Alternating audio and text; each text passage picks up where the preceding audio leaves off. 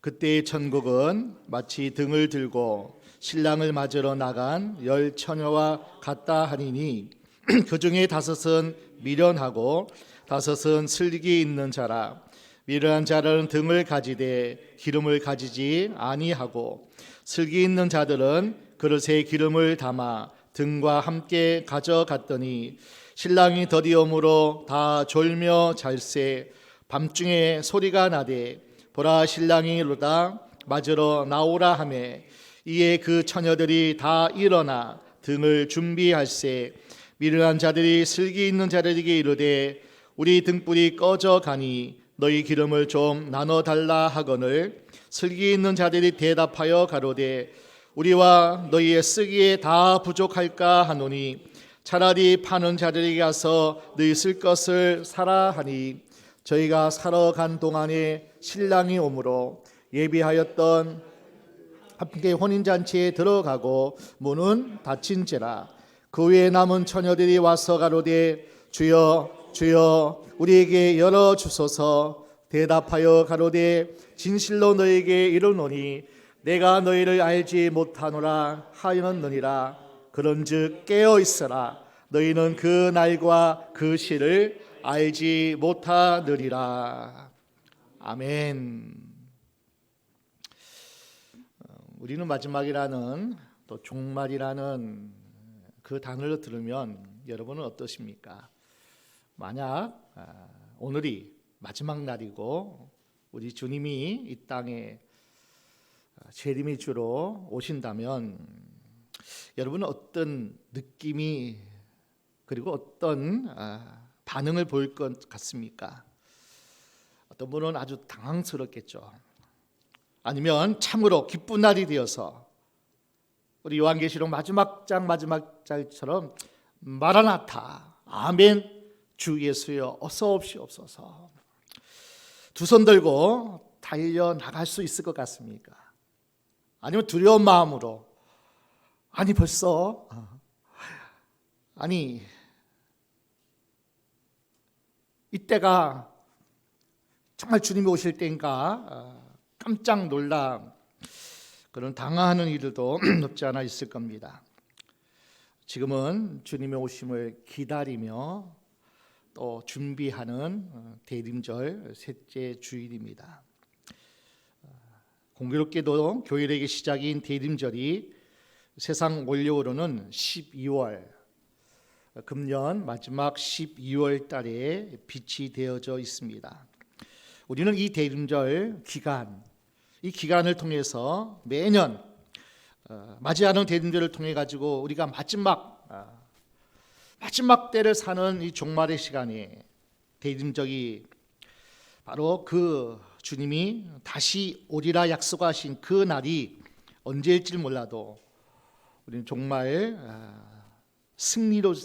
승리자로서의 훈련을 우리는 오늘도 하고 내일도 하고 주님 오시는 그날까지, 그런 대망의 다시 오실 주님을 기다리는 그런 시간을 특별히 12월 달에는 더 준비해야 됩니다. 올해가 마지막이 얼마 남지 않았구나, 결살한 날이 멀지 않았구나. 그래서 마지막 달에 대림절이라는 그런 기간으로 우리가 교회력에 보내게 됩니다. 오늘 본문은 마태복음의 예수님의 큰 5편의 설교 중에 5장, 6장, 7장이 산상 설교로서 첫 번째 설교라면은 이제 마태복음 23장부터는 마지막 설교, 종말 설교입니다. 언제 읽어도 두렵고 떨리는 말씀이 아닐 수 없습니다. 마지막 때가 되면 이런 징조가 나타나고 이러한 어떤 주님의 오심을 통해서 어떻게 되어져 가는 것을 잘 말씀해 주기 때문에 언제 읽어도 두렵고 떨리는 말씀이죠. 정신이 번쩍 드는 그런 말씀이 아닐 수 없습니다. 오늘 본문에도 슬기로운 5처녀는 종말 성도의 모델입니다. 그리고 미련한 5처녀는 종말 성도의 경종입니다. 정신 차리고 다시 우리의 신앙의 옷깃을 여미는 그런 시간이 우리에게 주어져야 됩니다. 혹 내가 슬기로운 다섯 처녀처럼 기대하고 준비하며 그 예수님을 신랑을 맞는 그 신부의 마음으로 우리가 지금 시간을 보내고 있는지, 아니면 미련한 다섯 처녀처럼 기름을 준비하지 못했다가 신랑을 맞이 못하는 그 날이 내가 될 수 있을까 하는 두려움으로 우리가 말씀을 경종으로 우리가 들어야 된다는 겁니다. 여러분, 재미있는 사실은요, 세상의 마지막 날을 이야기하면서 오늘 본문은 잔치집을 이야기합니다. 마지막이 왔고 주님이 불꽃 같은 눈으로 살피시고 만왕의 왕으로 이 땅에 심판주로 오시는 그 주님의 그 날이 잔치집이라는 거예요. 참 아이러니하죠.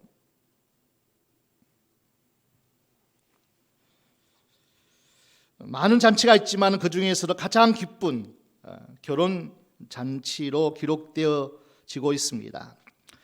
옛날 우리 믿음의 선진들이 이렇게 얘기합니다. 불교는 초상집 같고, 유교는 제사집 같고, 기독교는 잔치집 같다. 여타 종교보다도 우리 기독교는 잔치하는 집과 같이 항상 흥이 나고 밝고, 그리고 늘 더불어 함께 어울려서 기쁨과 소망의 시간을 보내는, 그래서 우리 기독교는 잔치집과 같습니다.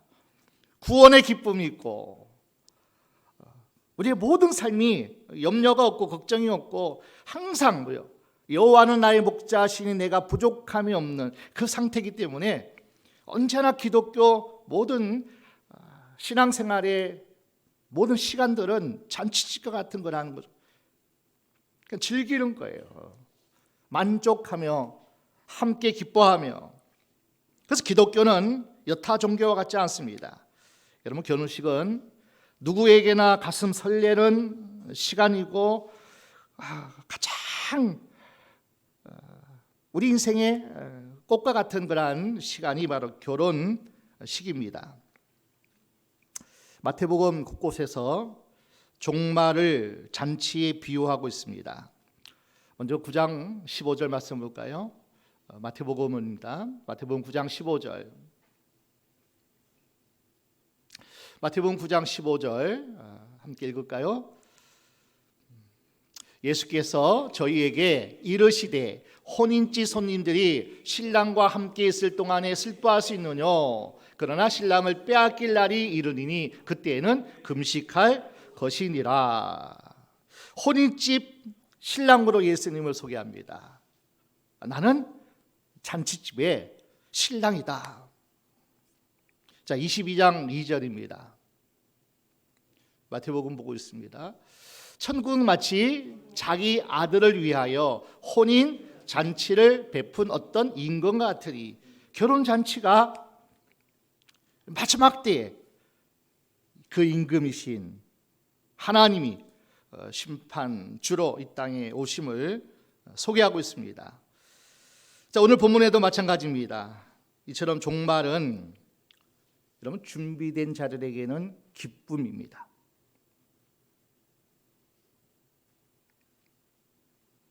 잔치집입니다.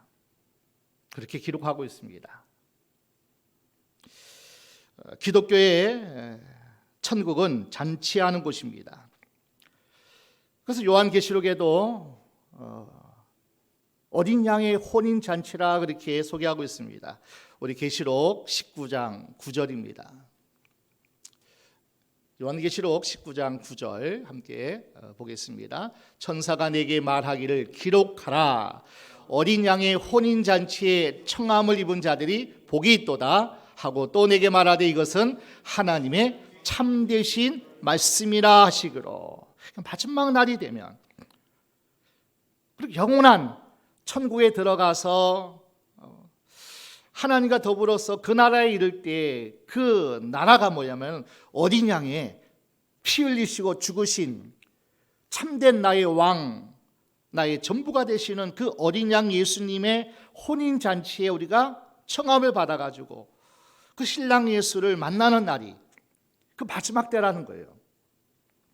그러니 마지막 때를 사는 저와 여러분들은 천국의 어린 양의 혼인잔치에 참여하는 자와 같이 그런 어떤 잔치집에 살아가는 겁니다.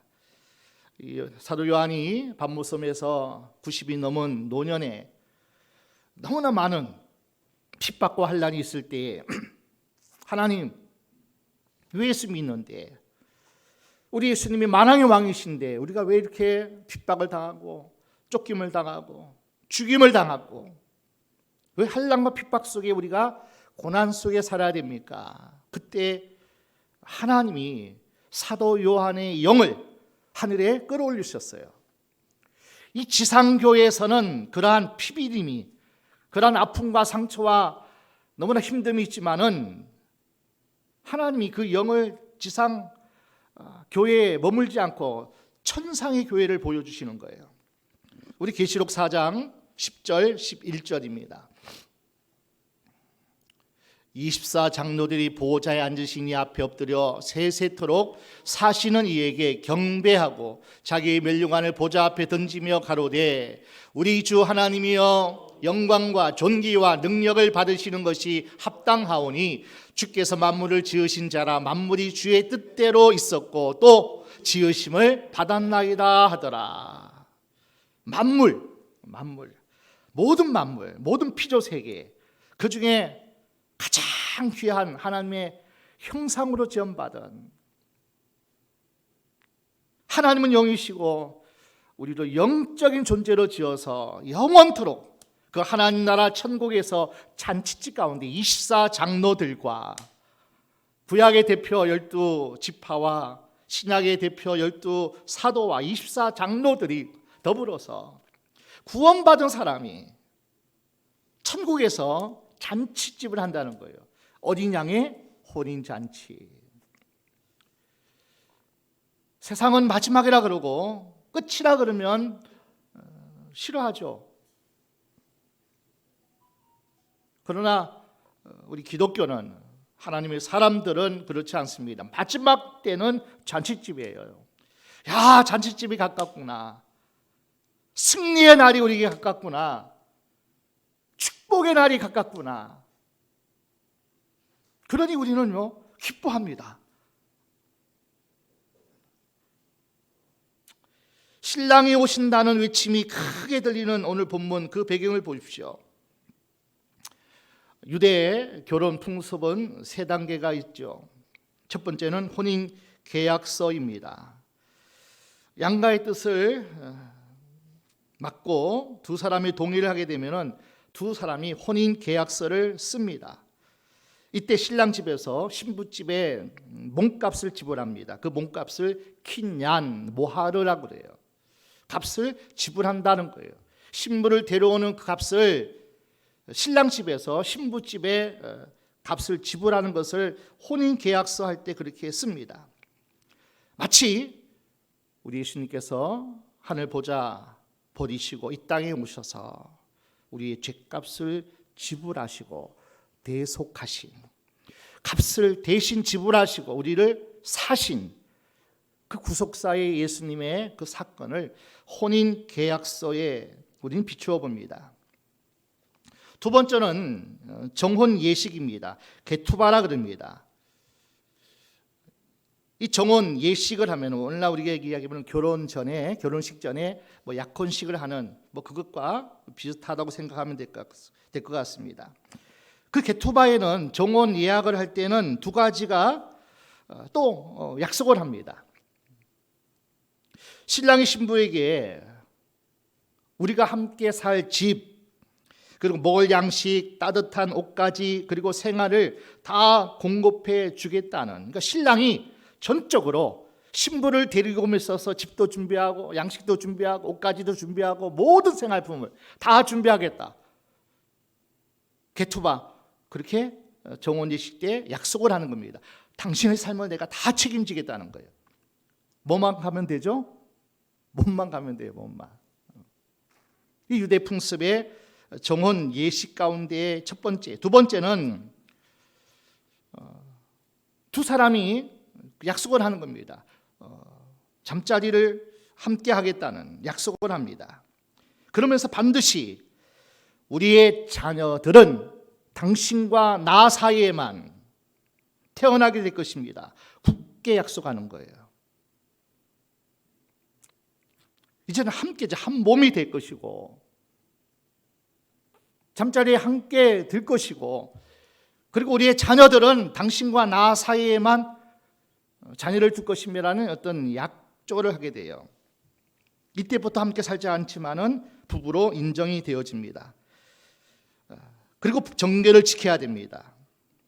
한쪽에서 정결을 깨트리면 정혼식은 파괴되어집니다. 마치 예수님께서 이 땅에 태어나실 때 마리아가 정혼을 했거든요.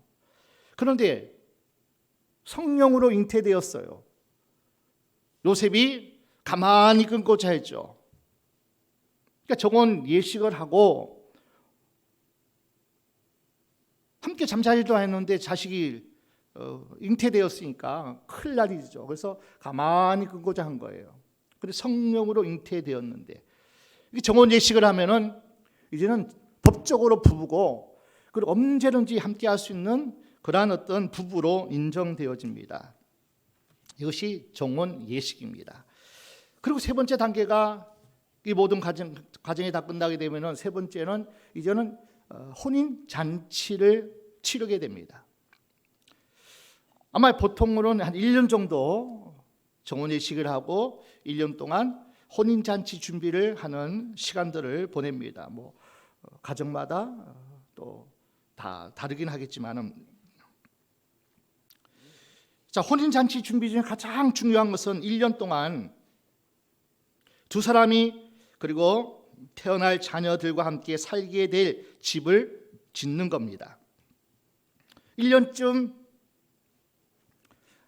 미래를 위해 또 그리면서 그죠? 저 푸른 초원 위에 그림 같은 집을 짓고 아내를, 신부를 데리고 와서, 그리고 우리의 자녀들이 살아가야 할 집이니까 얼마나 기쁘게 기대하면서 부풀어 그 집을 준비하겠냐고요. 자, 1년쯤 걸려서 집을 짓고 나면은 신랑은 아버지께 점검을 요구합니다. 왜냐하면은 더 많은 어떤 경험이 있고, 그리고 뭐 신랑이 무슨 돈이 있겠어요, 그죠? 아버지가 많이 후원해주고 또 뭐 여러 가지 도움을 많이 주겠죠. 그래서 마지막 때에 아버지가 점검을 하는데, 이것은 이렇게 고치면 좋겠다, 기구는 이렇게 바꾸면 좋겠다, 살림살이가 좀 부족하구나, 이렇게 준비해라, 이렇게 저렇게 해라. 아버지의 허락이 떨어져야 그 다음 순서가 혼인 잔치 예식이 진행되어집니다. 신랑이라고 아무 때나 데리고 올 수가 없어요. 그 아버지가 허락해야 됩니다. 아, 됐구나, 이 정도면 우리 집에 며느리, 신랑은 신부를 데리고 올 준비가 됐구나, 그렇게 이야기가 되어지면은 이제 신부를 데려올 수 있습니다.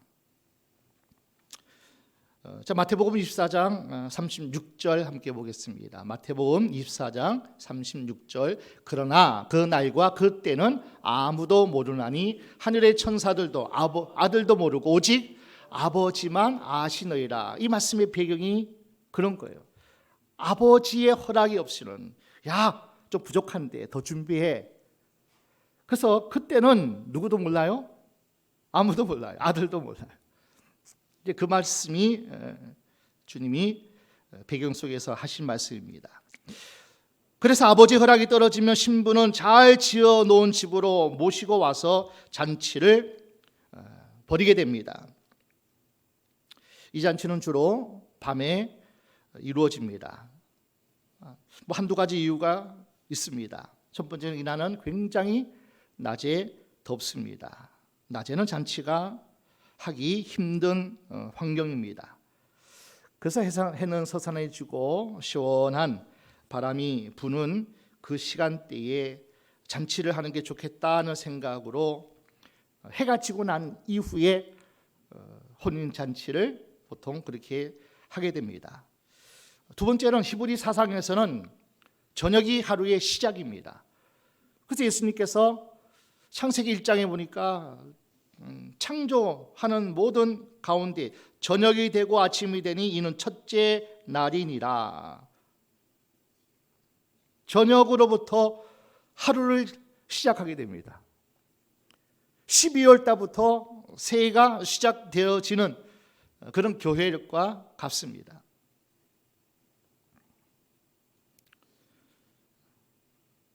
그런데 그 혼인잔치가 뭐 저녁 7시, 8시 하면 좋은데 그 당시에는 도둑대도 많고 여러 가지 환경이 좋지 않아서 늦게 예식을 할 때가 있습니다. 오늘 성경 말씀처럼 졸고 있는데 신랑의 행렬이 소리가 요란하게 들립니다. 6절에 신랑이다 나와 맞아라. 뭐 할 때요? 다 한밤중이라 졸며 잘세. 신랑이 언제 올지가 모르는 거예요. 예측할 수가 없는 시대예요. 이런 사정을 우리가 계획대로 시간표대로 딱 할 수 없는 그 상황을 이야기하고 있어요. 다 졸며 잘세. 한밤중에 소리 지르는 거예요. 신랑이 왔다. 나와 맞으라. 그렇게 큰 소리가 들리게 됩니다. 그러면 등불을 밝히고 함께 들어가서 잔치를 벌이게 되는데 문제는 열처녀 가운데 지금 기름이 떨어진 5이 있다는 거예요. 그러면 기름을 사러 간 사이에, 준비하러 간 사이에 행렬이 도착하고 그러면은 왕의 잔치에 예복 입지 않은 사람들이 쫓겨나도 이 잔치에 참여하지를 못하는 거예요. 예복을 입지 않고 왕의 잔치에 참여한 사람은 무례한 사람, 무책임한 사람으로 취급되어서 바깥 어두운 데에 내어 던지라. 슬피 울며 이를 갈미 있으리라.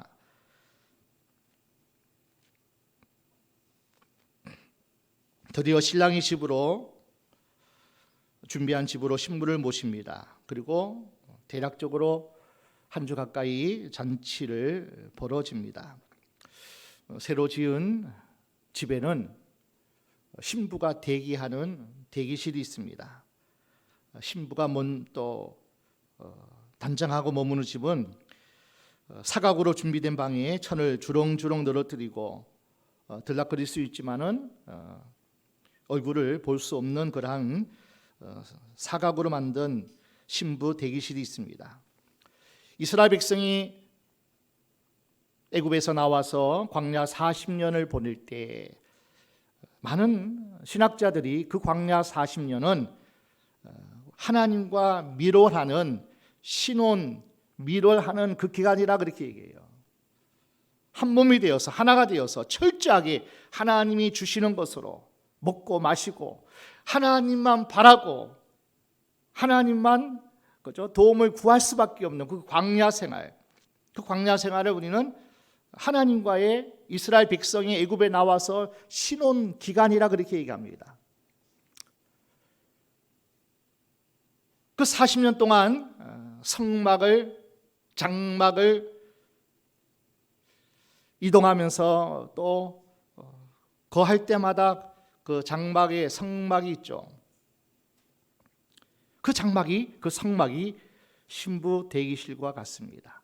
하나님이 아주 깊게, 아주 은밀하게 이스라엘 백성과 만나는 하나님의 임재하시는 그 장소, 성막을 우리는 신부 대기실이라 그렇게. 그리고 시간이 지나 발전하고 발달해서 솔로몬 성전이 됩니다. 신부 대기실이 오늘 지상교회, 예수 그리스도의 이름으로 내 교회를 세우리니 바로 이 교회가 신부 대기실입니다. 여러분, 이 집 신부 대기실 여러분 누가 지었습니까? 누가 지었죠? 누가 지었어요? 신랑이 1년 동안 지었잖아요. 그 집에 신부 대기실 누가 지었어요? 참 대답을 안 하시네. 무거우셔. 그 집에 신부 대기실이 있다니까요. 그 신부 대기실을 누가 지었어요? 따라합시다. 신랑이요. 그렇게 하면 대답하기 힘들어요. 우리 교회인들은 아주 아멘도 아주.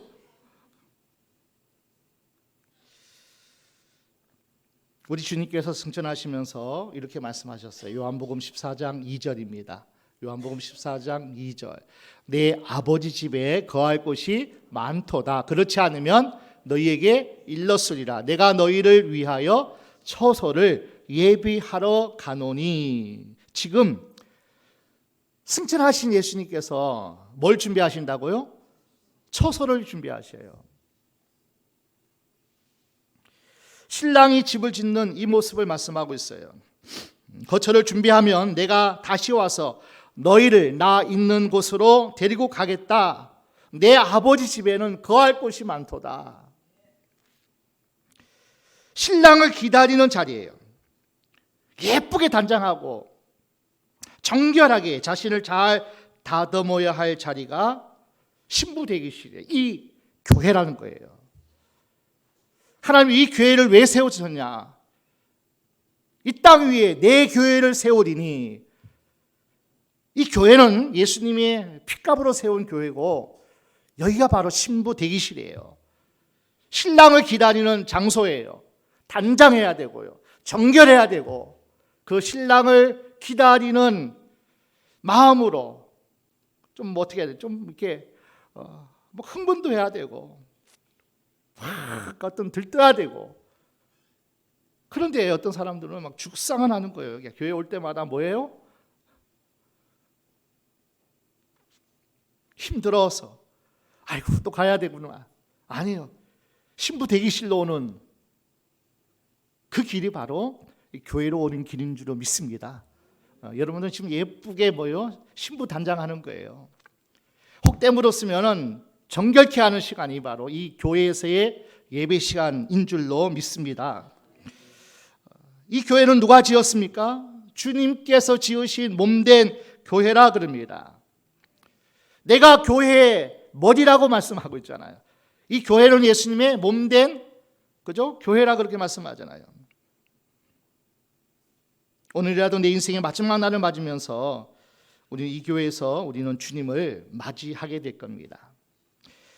역사의 끝을 맞이한다고 할지라도 신부 대기실 우리 이 교회에서 주님을 맞이해야 됩니다. 예배하면서 기도하면서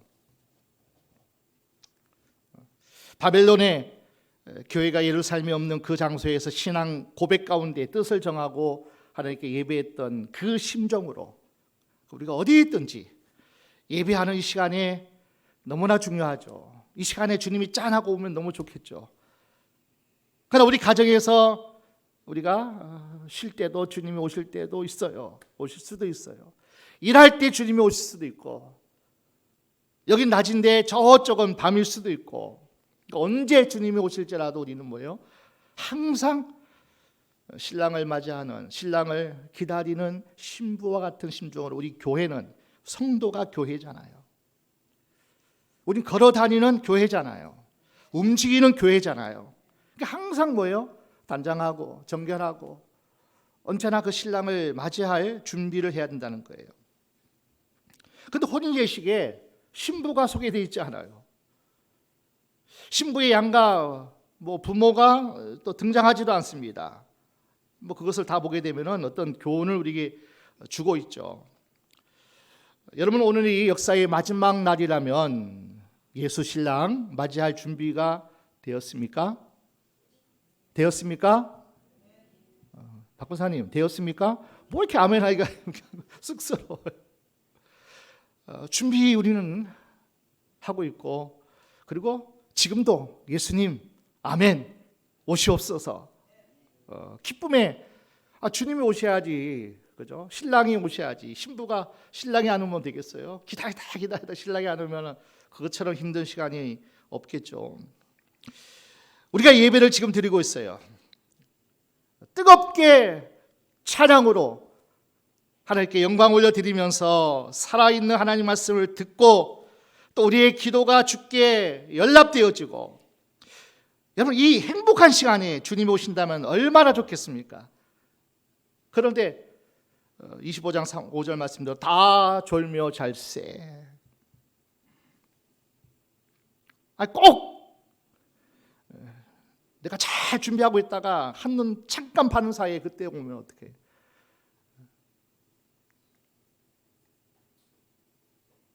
우리가 꼭 신부된 정결한 모습으로 있지 않을 때 그때 주님이 온다. 얼마나 안타깝습니까? 자, 오늘 마태복음 25장인데 24장이 예수님 마지막 종말 설교 가운데 한 부분이겠죠.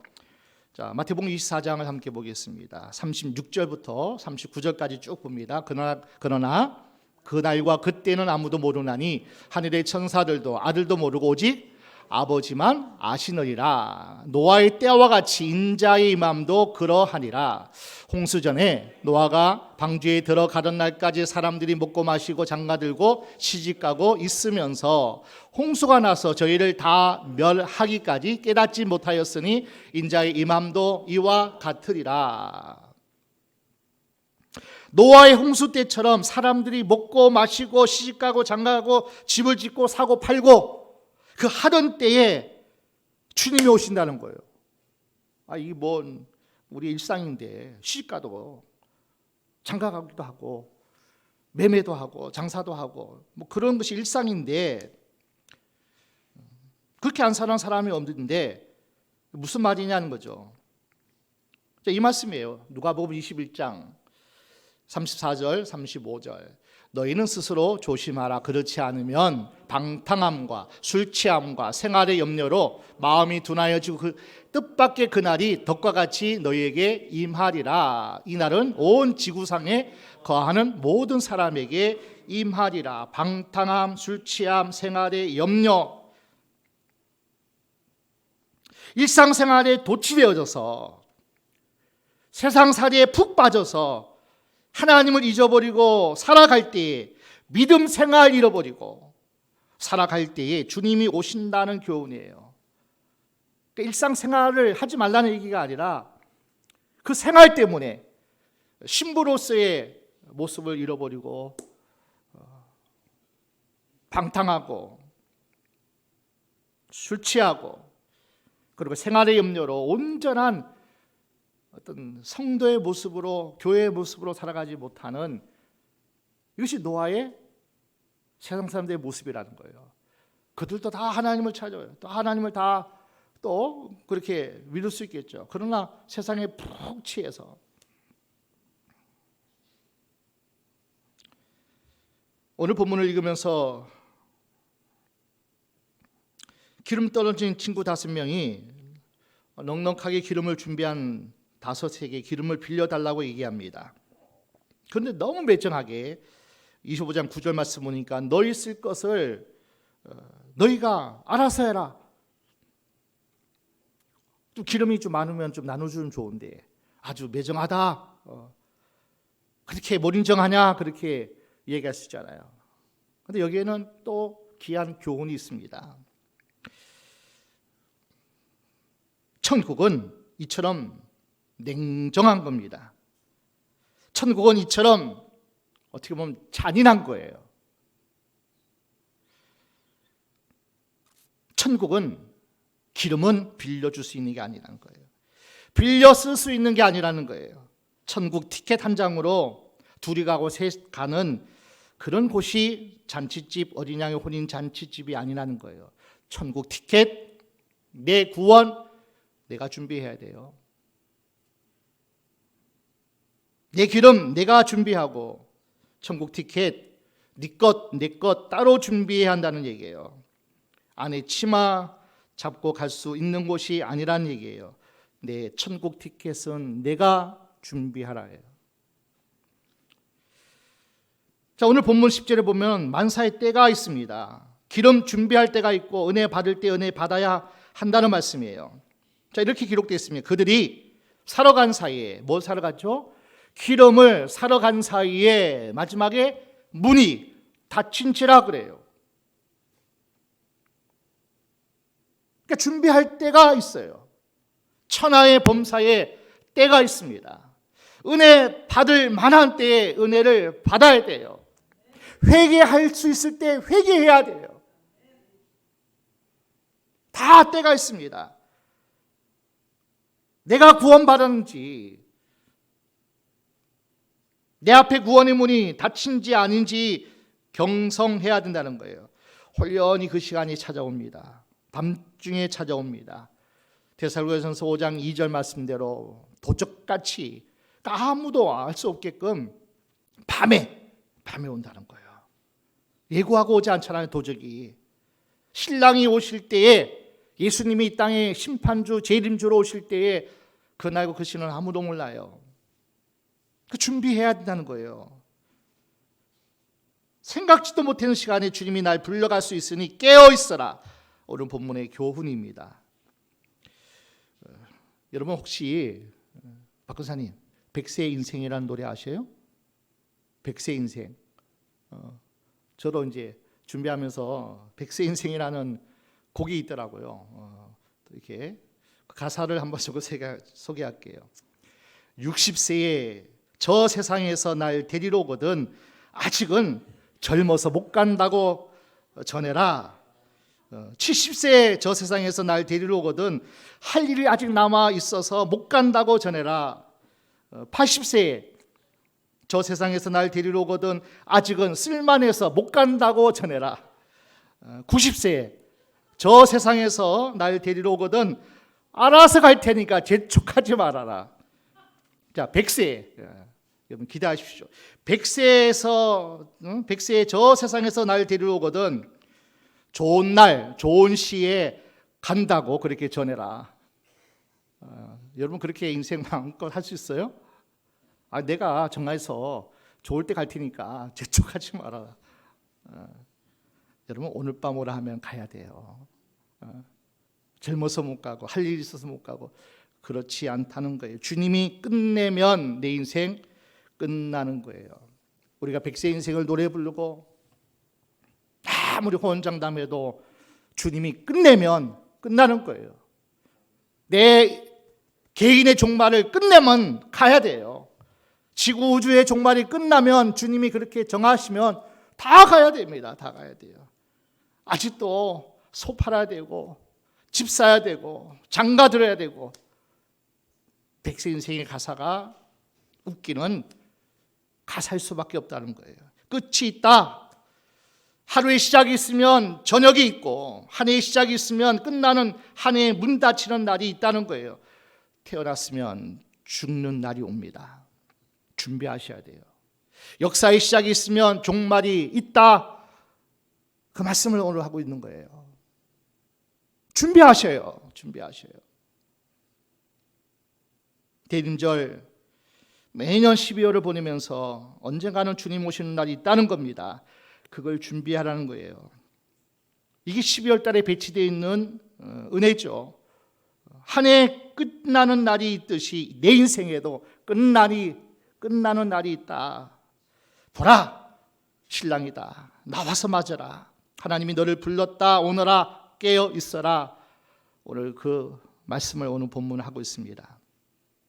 여러분, 세상 나라마다 민족마다 명절이 많이 있습니다. 여러분, 인류 최대의 명절은 성탄절입니다. 아멘. 하나님이 인간 가운데 오신 날이에요. 왜 오셨어요?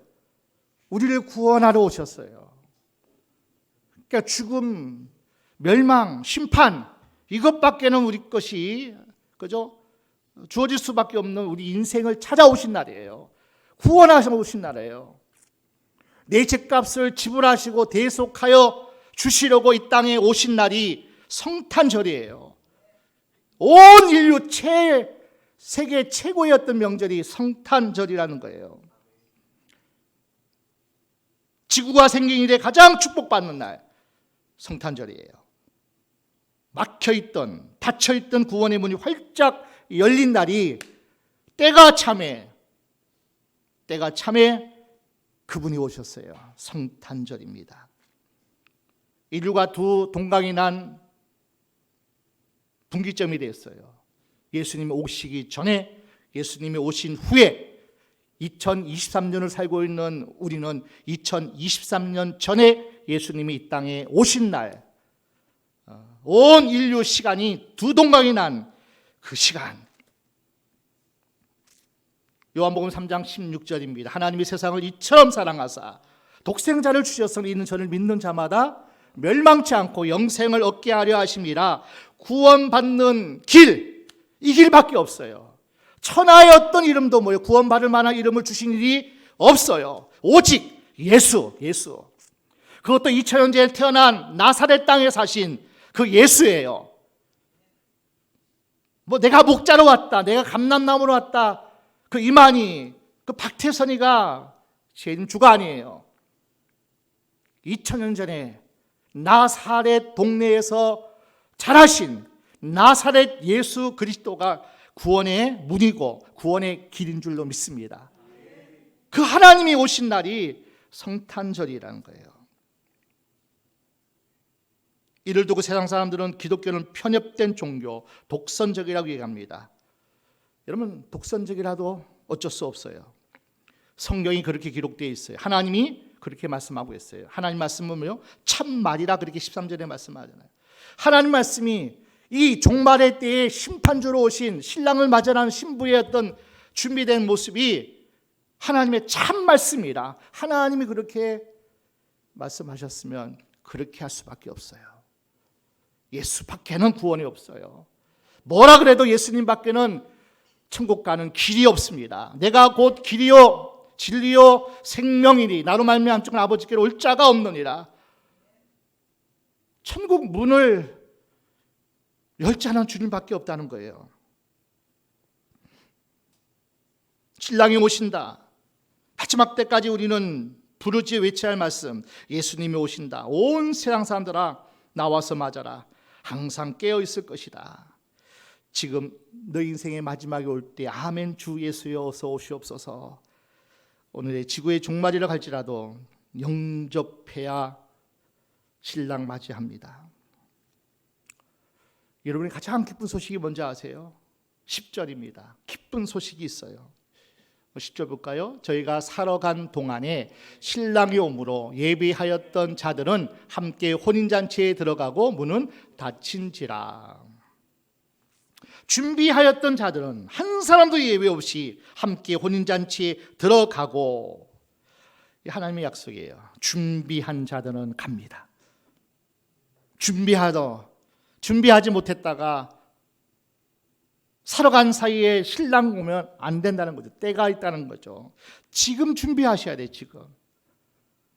내일 준비한다 하면은 신랑이 오실 수 있다는 거예요. 때가 늦을 수 있다는 거예요. 오늘 밤 예수님께서 너 와라 하면은 우리 가야 돼요. 내년에 이곳에서 장사하고 저곳에서 뭐 하고 장담할 수 없어요. 준비하는 것은 오늘이에요. 지금 하셔야 돼요. 준비된 자들은 한 사람도 예외 없이 혼인잔치에 들어가고 천국에 들어가고 예수님의 신부가 되어 하나님 나라에 들어가고, 그래서 오늘 본문은 명령이 두 개입니다. 6절에 맞아라, 신랑이 오신다. 신랑이 오시니까 나와 맞아라 그렇게 얘기해요. 명령이에요. 신랑이 올 때가 있으니까 신랑을 맞이하라는 거예요. 13절 그런즉 깨어있으라. 하나님의 명령이 두 가지가 나오는데 그 신랑을 맞아라 하는 말씀과 13절에 그런즉 깨어있으라 하는 말씀이에요. 준비된 자들, 뭘 준비해야 할까요? 뭘 준비해야 되죠? 등반 준비하지 말라 그랬잖아요. 뭘 준비해야 돼요? 기름 준비해야 돼. 기름. 6절에 신랑을 맞이하기 위해서는 기름을 준비해야 되는데 13절 그런즉 깨어있으라 명령하셨어요. 종말 때는 깨어있어야 돼요. 다시 한번 마태복음 24장 42절입니다. 24장의 42절 그러므로 깨어있으라. 어느 날에 너희 주가 임할는지 너희가 알지 못함이라. 여러분, 성경에는 깨어 있어라 하고 나서 뭘 깨어 있는 것이, 기름을 준비하는 것이 뭔가, 그렇게 성경은 연관되게 계속 하시는 말씀이 있어요. 우리 성경을 쭉 함께 보겠습니다. 마태복음 26장 40절 41절. 제 아들에게 오사 그 자는 것을 보시고 베드로에게 말씀하시되 너희가 나와 함께 한 시 동안도 이렇게 깨어 있을 수 없더냐. 시험에 들지 않게 깨어 있어 뭐하라? 기도하라. 기도하라. 자, 마가복음 14장 38절. 시험에 들지 않게 깨어 있어 기도하라. 누가복음 21장 36절. 이러므로 너희는 장차 올 이 모든 일을 능히 피하고 인자 앞에 서도록 항상 기도하며 깨어 있으라 하시니라. 베드로 사도에게도 만물의 마지막이 가까웠으니 너희는 정신을 바짝 차리고 깨어 기도하라고 말씀하잖아요. 자, 골로새서 4장 2절입니다. 기도를 항상 힘쓰고 기도에 감사함으로 깨어 있어라. 여러분, 깨어 있는다는 것은 기도하는 사람이 깨어 있는 줄로 믿습니다. 기도하면 어떤 줄 아세요? 내 모습 볼 수밖에 없어요. 누구한테 기도하죠? 하나님 앞에 기도하잖아요. 하나님 용서해 주세요. 회개하죠. 하나님 도와주세요. 내 힘으로 살아갈 수가 없어요. 내 힘으로는 뭐요? 이 세상을 감당할 수가 없고 이길 수도 없고 승리할 수도 없어. 하나님, 깨어 있는다는 것은 기도하는 거예요. 그러면 즉각적으로 하나님이 회개하면 어떻게 될까요? 용서하셔요. 하나님 도와주세요. 그러면 하나님 어떻게 하실까요? 도와주세요. 너 연약하니? 그럼 내가 도와줄게. 기도 안에서 실패하는 거예요. 기도 안에서 기름 준비 못한다, 그렇게 말씀합니다. 마지막으로 에베소서 6장 18절입니다. 모든 기도와 간구로 하되 무시로 성령 안에서 기도하고 이를 위하여 깨어 구하기를 항상 힘쓰며 여러 성도를 위하여 구하고. 여러분, 깨어 있는다는 것은 기도한다는 거예요. 하나님을 찾는다는 거예요. 하나님께 맡긴다는 거예요. 하나님의 도움을 구한다는 거예요. 그래서 예수님께서 계속 말씀하시는 것이 구하라, 찾아라, 그리고 두드리라. 너 필요한 거 많지 않니? 구해. 너 어디로 가야 될지, 내 인생 어떻게 살아갈지 모르잖아. 찾아라. 그리고 네 앞길 막혔잖아. 도울 사람 없잖아. 네가 어떻게 열 수 있니? 두드리라. 구하고 찾고 두드리라. 그리하면 악한 자라도 자식에게 떡 달라 그러는데, 그죠? 생선 주고 뱀 줄 사람 누가 있겠냐는 거죠. 떡 달라 그러는데 떡 주죠. 생선 다면 생선 주는데 악한 자라도 그렇게 할 텐데 하물며 너희 아버지께서, 우리 누가복음 11장 13절입니다. 너희가 악할지라도 좋은 것을 자식에게 줄 줄 알거든 하물며 너희 천부께서 구하는 자에게 성령을 주시지 않겠느냐 하시니라. 이 기름 준비는 하나님 앞에 엎드리는 거예요. 하나님 앞에 기도하는 거예요. 하나님 앞에 맡기고 또 도움을 구하고, 막힌 거 있으면 하나님께 뭐요? 그냥 던져버리세요. 그럼 하나님 뭐요? 열어주시고 찾게 하시고 얻을 것이라, 그렇게 말씀하고 있어요. 마지막 때에 깨어 뭐 하셔야 돼요? 기도하셔야 돼요. 그러면 성령을 선물로 받아요. 성령이 아니고는 여러분들 한순간도 살아갈 수 없어요. 기도하고 성령을 기름 부음 받지 아니하면 용서받을 수 없어요, 여러분. 다시 출발할 수 없어요. 다시 일어날 수 없어요. 다시 싸워 승리할 수 없어요. 그러나 기도하면 성령이 임하시고 성령이 도우셔서, 성령이 함께 하셔서 우리 연약함을 도우실 거예요.